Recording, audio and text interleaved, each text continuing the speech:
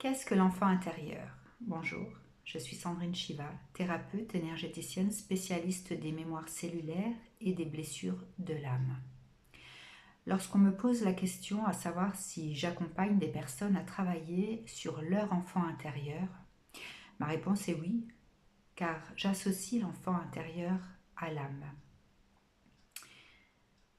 Que veut dire anima?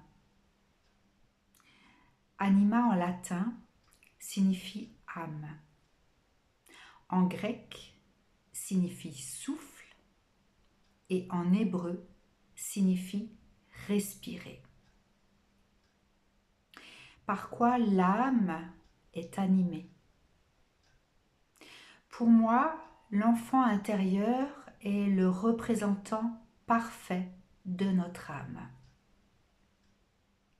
Ce qui va l'animer va correspondre à ses envies, avant même ses besoins. Dans sa pureté, son innocence, sa spontanéité, l'enfant va être animé par sa curiosité, par le fait de vouloir apprendre les choses. Lorsque l'enfant réagit, il est animé par ses émotions, par ses blessures, puisque deux enfants qui vivent la même situation ne vont pas avoir la même réaction. Tout va dépendre du contexte dans lequel il a été éduqué. Ça va nourrir son cadre de référence. Le cadre de référence va se construire en fonction de ce qu'il a vécu, en fonction de ce qu'il a appris, en fonction des blessures qui ont été activées durant son enfance. Si on considère que l'enfant, la mission de l'enfant est d'évoluer, de grandir, d'apprendre pour se construire, et que notre âme est venue s'incarner, est venue vivre une expérience humaine pour pouvoir évoluer, pour pouvoir grandir, nous pouvons associer l'enfant, l'âme d'enfant, à notre âme authentique.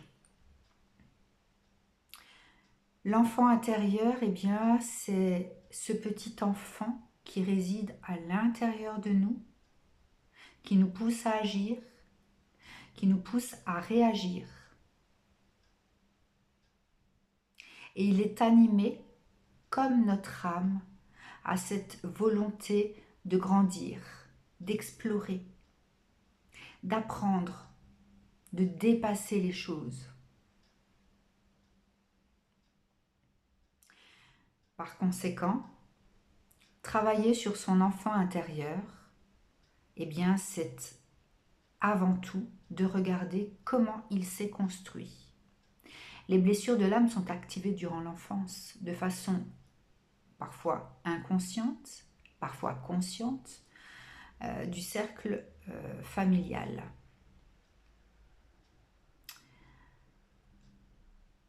Si nous prenons les différentes blessures de l'âme, du rejet jusqu'à la trahison.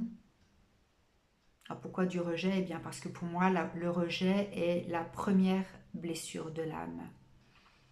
Celle qui commence déjà dans l'intra-utérin. Quoique l'abandon peut être aussi vécu déjà de façon intra-utérine lorsqu'il y a la présence de jumeaux et que l'un des deux ne va pas jusqu'au bout de l'expérience et décide d'abandonner son expérience de vie humaine et que le second manifeste une peur de vouloir aller jusqu'au bout seul dans cette expérience humaine et rejette sa propre vie.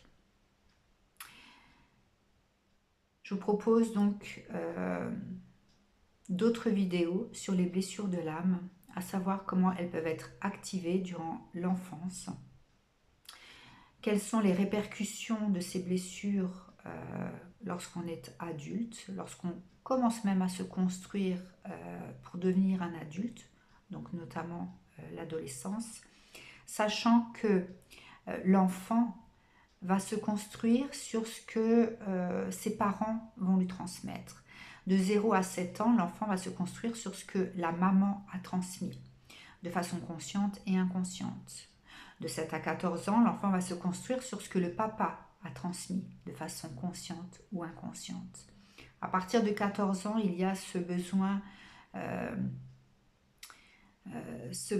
d'appartenance. Là, ici, je vous parle de la pyramide de Maslow, bien sûr. Le besoin d'appartenance, de sentir appartenir non pas seulement à une famille, mais à une caste ou à un groupe d'amis, un cercle, etc., etc. Et là, ce sont les influences extérieures à partir de 14 ans qui vont continuer à nourrir l'individu dans sa construction, à venir l'influencer par rapport à ses choix de vie. Je vous dis à très bientôt pour d'autres vidéos.